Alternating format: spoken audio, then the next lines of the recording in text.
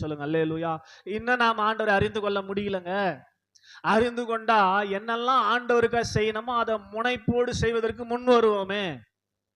நம்முடைய செயல்பாடுகளே காட்டி கொடுத்துட்டு நம்ம இன்னும் ஆண்டவரை அறிஞ்சிக்கல. அப்ப நம்ம அறியாதவர்களா இருந்தா நம்ம யாரு? அழிந்து போகிற மிருகங்களுக்கு ஒப்பா இருக்கிறீர்கள். ஆமென் சொல்லுங்க அல்லேலூயா. அப்படின்னா என்ன அர்த்தம்? நீங்க அழிந்தால், இந்த உலக ஓட்டத்தை முடித்தால், தடை இல்லாமல் நேரம் எங்க போவீங்க? மிருகங்கள் போற மாதிரி எங்க போவீங்க? பாதாளத்துக்கு போவீங்க. போறதுக்காக தான் நீங்க வாழ்ந்து கொண்டிருக்கிறீங்க என்பதை புரிந்து கொண்டு அட்லீஸ்ட் இன்னிலிருந்தாவது தேவனை அறிந்து கொள்வதற்கு முனைப்புடன் செயல்படுங்கள். பிசாசு தேவனை அறிந்து கொள்ளவே கூடாதுன்னு உங்களை பிஸியா வைப்பான்.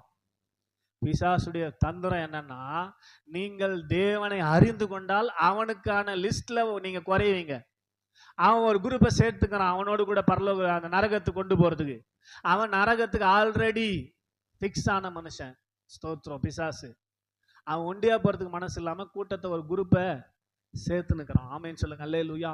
அப்ப தேவனை நீங்கள் அறிந்து கொண்டால் ஒரு லிஸ்ட் அவனாண்டது ஆயிடும், குறைஞ்சிரும்ன்றதுக்காக உங்களை தேவனை அறிந்து கொள்ளாமல் பிஸியா வச்சிருப்பான். ஆமே, எப்படி வச்சிருப்பான்? ஆமா, எனக்கு டைமே இல்லைங்க. ஸ்தோத்திரம். நான் கேட்கறது, ஆண்டவர் அறிஞ்சிக்கிறத விட உனக்கு நான் வெட்டி முறிக்கிற வேலை. ஸ்தோத்திரம். டைமே இல்லையா?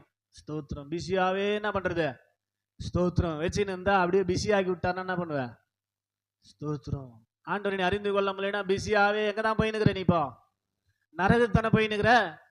ஸ்தோத்திரம். போன மாசம் 3வது மாசம் ஃபர்ஸ்ட் வீக்ல ஒருத்தர் வந்தார், ரொம்ப நாள் கழிச்சு. ஸ்தோத்திரம். கிறிஸ்துமஸ் நியூ இயருக்கு வந்தவர். ஸ்தோத்திரம். என்ன தாம்பா உன் கதை? காணவே காண ஆளுனா ரொம்ப பிஸியாக்குறையா. ஆமே, இது அப்படியே ரொம்ப பிஸியாகிட போறாரு பார்த்துக்கண்ணே. ஸ்தோத்திரம். ரொம்ப ஆண்டவரை தேடுறது தான் உனக்கு உயிரை கொடுத்தே வச்சுக்கிறாரு.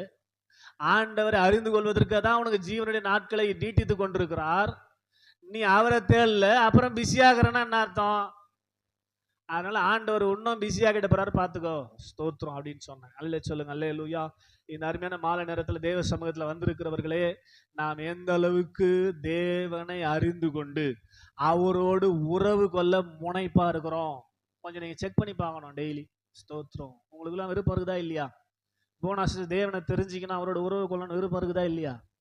விருப்பம் இல்லைன்னா தயவுசெய்து சர்ச்சுக்கு வராதிங்க. வேஸ்ட்டு. நீங்க சர்ச்சுக்கு வந்து நரகம் போனா சர்ச்சுக்கு தானே அவமானம்.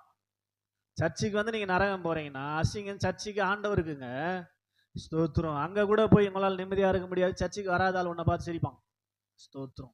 அப்ப தேவனை அறிந்து கொண்டு அவரோட உறவு கொள்ளணும் அப்படின்னா